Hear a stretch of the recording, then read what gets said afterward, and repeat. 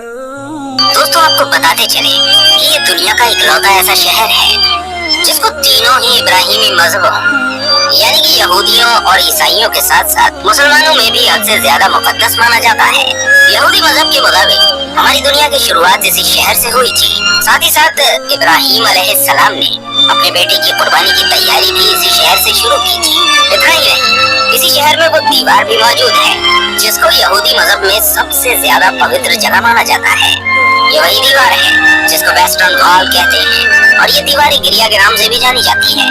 आपको बताते चले कि ये दीवार उसी हैकल सुलेमानी का बचा हुआ बाकी हिस्सा है जिसको हजारों साल पहले हजरत सुलेमान अलैहिस्सलाम की तरफ से बनवाया गया था।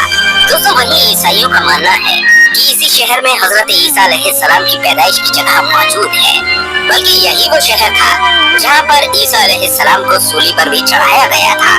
साथ ही साथ ईसाइयों का सबसे मेन कलीसा भी यही मौजूद है। और अगर बात करें मुसलमानों की तो इस शहर में अल अक्सा नाम की वो मस्जिद मौजूद है जिसको इस्लाम धर्म में तीसरी सबसे पवित्र जगह माना जाता है।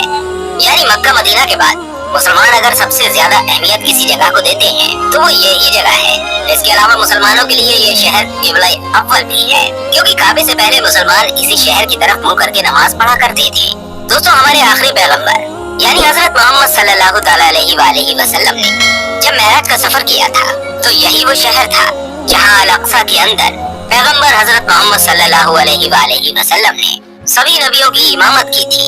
इसके अलावा हजरत सुलेमान अलैहिस्सलाम और हजरत दाऊद अलैहिस्सलाम जैसे बहुत सारे बड़े बड़े नबियों की कब्रें भी यहाँ पर मौजूद हैं, जो शहर की अहमियत को और भी ज्यादा बढ़ाती हैं।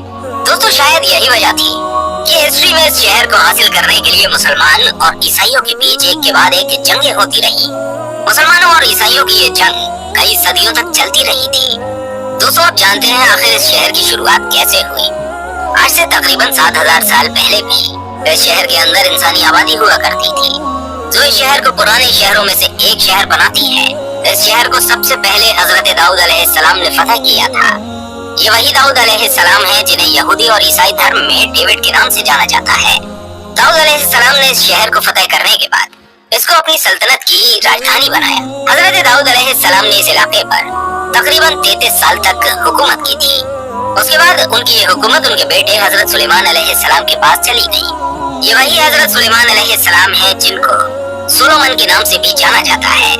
सुलेमान अलैहिस्सलाम ने ही हैकल सुलेमानी नाम की मशहूर इमारत को भी बनवाया था जिसके अंदर ताबूत सकीना को रखा गया था।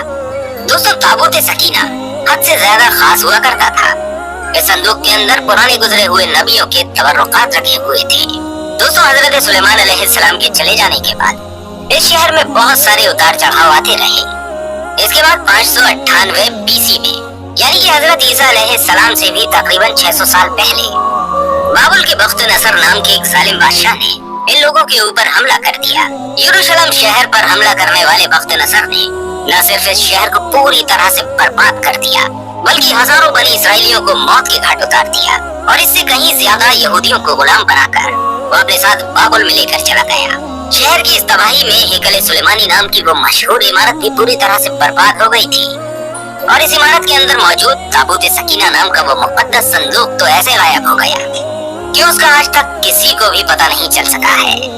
इसके बाद धीरे धीरे वक्त गुजरता गया और फिर कुछ सालों के बाद 539 ईसा पूर्व में ही साइरस द ग्रेट नाम के एक ईरानी और बहुत ही रहमदिल बादशाह ने उस बाबुल पर भी हमला कर दिया।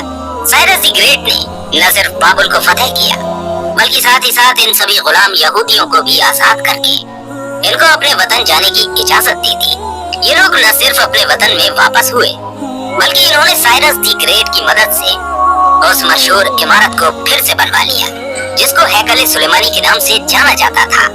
वक्त ने अपने आप को एक बार फिर से बदल डाला और 70वीं ईस्वी में उस दौर की दुनिया की सबसे ताकतवर सल्तनत यानी कि रोमन सल्तनत ने यरूशलेम शहर पर हमला कर दिया। रोमन शहंशाह यानी टाइटन जब इस शहर में दाखिल हुआ तो उसकी फौजों ने इस पूरे शहर में आग लगा दी।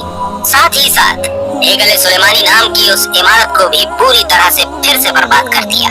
जैसे जैसे वक्त गुजरता गया वैसे वैसे यहूदियों का रोमन एम्पायर के अंडर में रहना और भी ज्यादा मुश्किल होता गया। 135 ईस्वी में जब यहूदियों ने रोमी सल्तनत के खिलाफ बगावत करने की कोशिश की तो रोमी फौजियों ने बगावत के जुर्म में इस पूरे शहर पर हल चलाकर इसको पूरी तरह से वीरान कर दिया। और दोस्तों इतना ही नहीं, यहूदियों से हद से ज्यादा नफरत की वजह से रोमी लोगों ने अब उस खास जगह पर कूड़ा और गंदगी डालना भी शुरू कर दी कि जहाँ पर किसी दौर में हेकल सुलेमानी हुआ करता था, यानी यहूदियों की सबसे पाक जगह। ये शहर कई सदियों तक वीरान रहा और आखिरकार 638 ईस्वी में मुसलमानों के दूसरे खलीफा यानी हजरत उमर रजी अल्लाह तआला अन्हु ने इस शहर को रोमन एम्पायर से फतेह कर लिया। इसके बाद एक लंबे वक्त तक ये शहर मुसलमानों के हाथ में रहा, मगर शुरू से ही ईसाई फौजें भी इस शहर को हासिल करने की कोशिशें कर रही थी। लेकिन इसके बाद मुसलमानों की अंदरूनी और आपसी लड़ाइयों की वजह से मुसलमानों की खिलाफत यानी खिलाफत अब्बासिया कमजोर पड़ गई। तो 1099 ईस्वी में ईसाई फौज यरूशलेम शहर को एक बार फिर से हासिल करने में कामयाब हो गई, मगर शहर को अभी ईसाइयों के कंट्रोल में गए हुए चंद साल ही गुजर पाए थे कि तभी एक नया नाम उभर कर आया और ये नाम था सलाहुद्दीन अय्यूबी का। वही सलाहुद्दीन अय्यूबी जिसने बचपन से ही इस बात की कसम खा रखी थी कि वो हर हाल में ईसाइयों से इस शहर को दोबारा हासिल करके रहेगा।